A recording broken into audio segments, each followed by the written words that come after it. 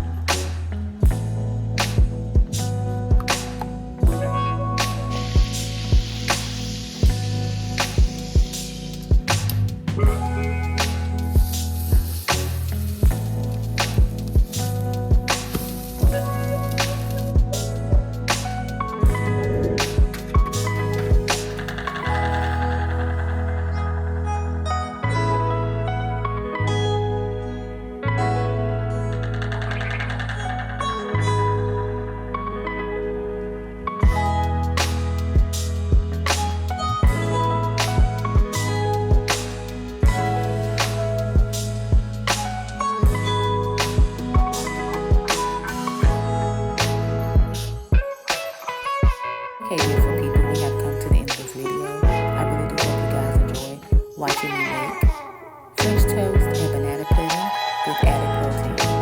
Guys, thank you all so much for watching this video. And if you're not subscribed to my channel, do not go ahead and hit the subscribe button, hit the notification bell so you can receive notifications.